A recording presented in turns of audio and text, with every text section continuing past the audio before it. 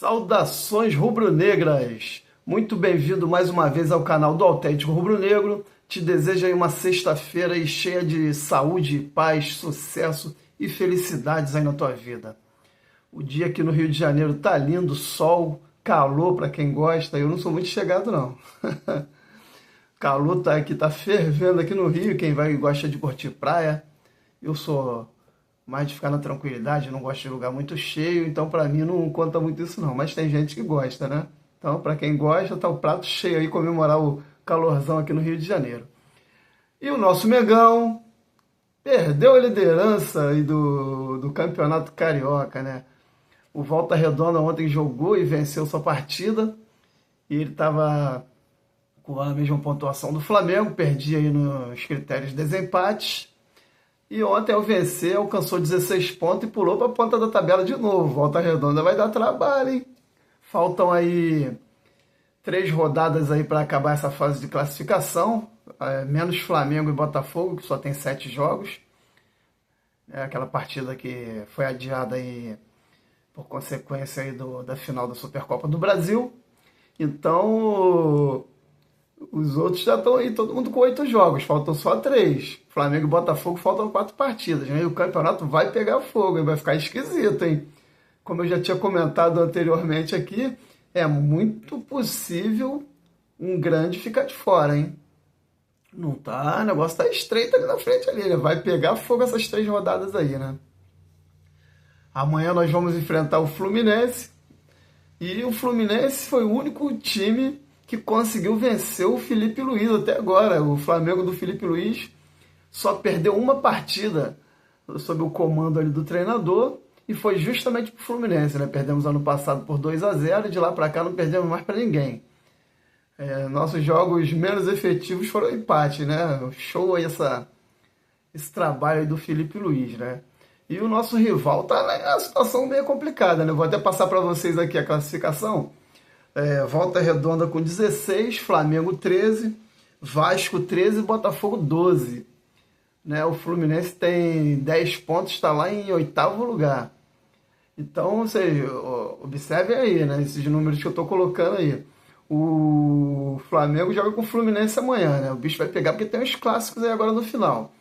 E o Flamengo, além de ter esse jogo da revanche, vamos colocar assim, né? O Flamengo vai pegar o Fluminense aí querendo devolver aquela derrota aí, a única do Felipe Luiz, né? Deve ter ali um teor assim a mais, né? O Felipe deve querer vencer esse jogo aí. O Flamengo vai com o time principal, né? E estavam uns rumores aí, de repente, de uma não participação do De La Cruz, né? Não tem confirmação ainda, e o time vai ser definido hoje, né? Nos treinamentos de hoje, o Flamengo vai definir a equipe que vai jogar amanhã, né? Mas que a gente só vai saber mesmo aí o time que entra em campo amanhã, né? 1 hora antes da partida, mas hoje se define tudo aí, né?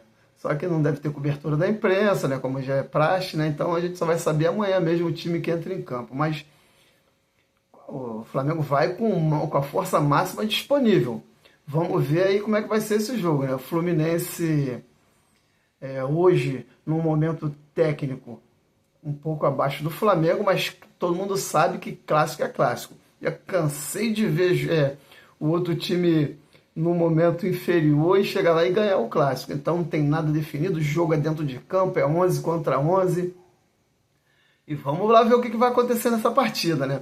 Pro Fluminense, pro Flamengo, além de valer essa revanche, tem aí a situação aí que, se ele vencer, ele volta de novo para a liderança desde que o Volta Redonda perca. Se o Volta Redonda empatar, ele pula para 17 e continua na liderança. Se vencer, nem preciso falar, né? E o Flamengo, ou seja, para se manter na liderança, ele tem que vencer o Fluminense e torcer pela derrota do Volta Redonda, que tem um jogo a mais, como eu já expliquei aqui. E para o Fluminense, fica muito complicado isso. Vamos supor que o Fluminense perca para o Flamengo. Aí permanece lá com 10 pontos, aí, por exemplo, se o Volta Redonda ganha já vai a 19, se o Flamengo ganha vai a 16, e vão ficar faltando aí para o Fluminense 2 rodadas. Ou seja, para o Fluminense é vencer ou vencer. Porque se caso o Fluminense perder para o Flamengo, ele se coloca numa condição muito difícil aí, podendo ficar fora das semifinais. Vamos analisar. Jogo aí, tem ingredientes aí quentíssimos aí. A partida deve ser ali disputada ali no 220. Vamos ver o que vai dar, hein? Vai ser um promessa de um grande jogo aí, disputadíssimo, todo mundo dando o seu melhor. Vamos lá, né? Vamos aguardar aí para ver, né? Quem ganha somos nós, torcedores aí, que vamos poder assistir aí uma grande partida aí, né? Muito quente, muito intensa. E tomara que seja a vitória do Mengão, né? Nossa torcida é toda essa aí, né? Fluminense nem pensar, né? Ainda mais que essa rivalidade aí do último jogo aí, né? Vamos ver o que vai dar. E a notícia também que esquentou os bastidores aí, né? A gente tem que tomar todo aquele cuidado com especulações, mas circulou aí notícia aí que um dos representantes do Lucas Paquetá esteve lá no Ninho do Urubu na terça-feira e teria conversado com a diretoria do Flamengo e teria tratado ali de assuntos do retorno do Lucas Paquetá ao Brasil. Lucas Paquetá, que agora no mês de março vai passar pelo julgamento lá na Inglaterra, né, envolvendo aquele problema lá de apostas aí, dessas bets aí, uma complicação danada. Isso vai definir a carreira do jogador. Ele atualmente não é mais titular lá no seu clube, lá na Inglaterra, né, o West Ham, e parece que está insatisfeito, né, com essa condição de não utilização como era antes lá no elenco, esse envolvimento todo aí com a justiça da Inglaterra, e parece ser muito interessante o jogador sair de lá.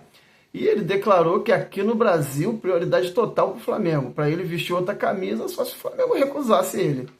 Né? Acredito que o Flamengo, tendo esse encaminhamento aí do retorno dele, o Flamengo vai se empenhar para trazer ele. Né? O moleque é DNA rubro-negro, né? Assumidamente flamenguista mesmo.